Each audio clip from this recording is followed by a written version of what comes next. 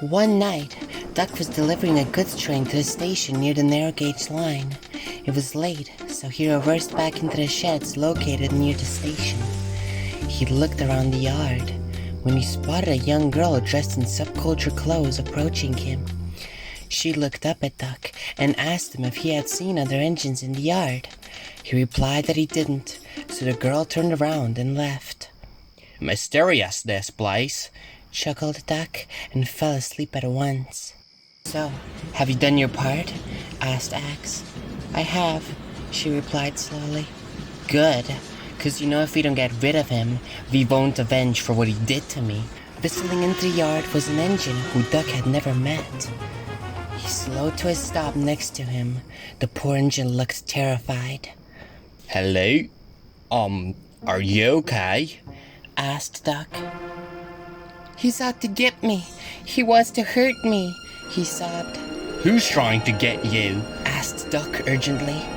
"Axe, an evil engine," he continued. "He chased me once before, but he got away. Or for him to replace me again." "Yeah, and I'd hate to lose you," she whispered.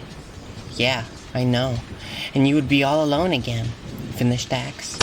"Now, let's head to the yards," he said darkly. "I don't know what I ever did to him. Please help me." Duck looked out into the night sky. A storm was brewing, but this was serious. He had to do something.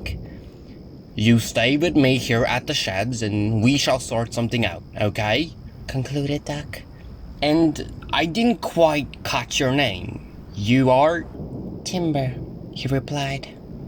"Okay, it's nice to meet you, Timber. I'm Duck."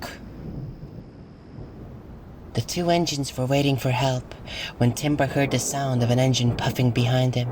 He got a fright and ran down the line, Axe following behind. "Timber!" Duck shouted, but he was already chased out of sight. Duck panicked and jolted down the line in search of the chase. Soon enough, he found them, but the storm was powerful.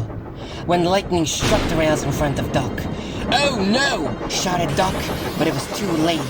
He crashed off the rails down the narrow gauge line, just missing Timber. But Axe couldn't stop in time.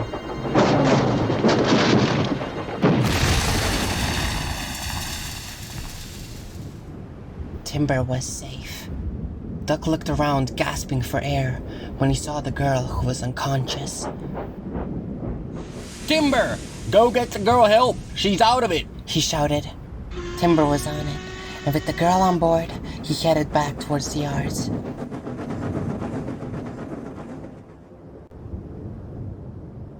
As Timber approached the shed, she slowly started to open her eyes. "Where am I?" she asked, all confused. "What happened?" "You got caught in an accident," Timber said. Duck rolled next to them on a flatbed. "What's your name?" Duck asked. "I'm Susie," she replied. "Where's Axe?" The engines were silent. "It's not very nice to talk about," Duck said slowly. He couldn't get himself to tell her, but he did not need to, because a truck full with parts turned up next to them. Nobody knew what to say. The girl broke into tears. "He was my only friend," she sobbed. "He told me if I were to ever lose him, that I would be all alone again." "You've had it real terrible, Susie. But just seems to me like you were manipulated," started Duck. "But you must know that you are not alone." "And from what you've told us, I forgive you. And I would like to be your friend," said Timber. "You really mean that?" she sobbed. "Of course," he replied. "And you get that from me too. You'll need a better start and we'll be here for you. Only seems right we have each other's backs after what happened," concluded Duck. She smiled and hugged the engines.